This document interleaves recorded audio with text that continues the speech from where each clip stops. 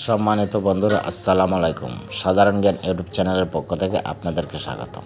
বন্ধুরা, আজকের ভিডিওতে আমি আলোচনা করব সুস্বাস্থ্যের জন্য 8টি টিপস নিয়ে। তো চলো বন্ধুরা, ভিডিওটি শুরু করা যাক। সকালের নাস্তা কখনো ছাড়বেন না। আপনি যদি ওজন কমাতে চান তাহলে যে কাজগুলো করতে পারেন সেগুলোর মধ্যে একটি হলো সময় মতো সকালের নাস্তা করা। নাস্তা না করলে উল্টো ওজন বেড়ে যেতে পারে। একটা স্বাস্থ্যকর নাস্তার উদাহরণ হতে পারে ফল, কর্নফ্লেক্স, ওটস, ডিম এবং দুধ। পেঁয়াজ রসুন গ্রহণ করুন। পেঁয়াজ রসুন খাবারের সাথে খাওয়ার ব্যবস্থা করুন। পেঁয়াজ রসুনে আছে সেই সকল উপাদান যেগুলো শরীরের জন্য অনেক উপকারী।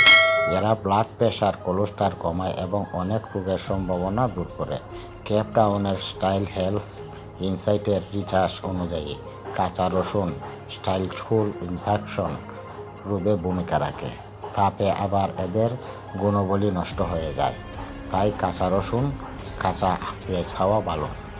হাড়ের যত্ন নিন প্রতিদিন। দুধ বা দই থেকে আপনার প্রতিদিন প্রয়োজনীয় ক্যালসিয়াম গ্রহণ করতে পারেন। এতে আপনার অস্থি শক্তিশালী হবে। 30 বছর বয়সের পরেও আপনার অস্থির ঘন কমাতে থাকবে।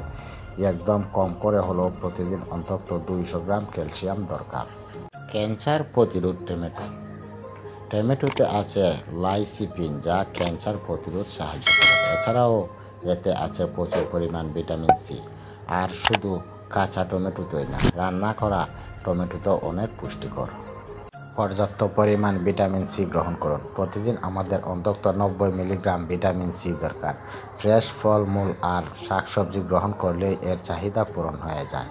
কমলা আর পেয়ারা ভিটামিন সি এর ভালো উৎস হতে পারে। ফলকি অ্যাসিড গ্রহণ অবহেলা নয়। যাদের রোগ প্রতিরোধ ক্ষমতা কম তাদের এবং গর্ভবতী মহিলাদের নিয়মিত ফলকি অ্যাসিড গ্রহণ করা উচিত। ফলকি অ্যাসিড গর্ভজাত বাচ্চাদের স্পাইন বিবাহ হওয়ার থেকে বাঁচায়। ক্যান্সার প্রতিরোধে ভূমিকা আছে। ফলকি অ্যাসিড পাওয়া যায় শাকসবজি ও কলিজা খেলে।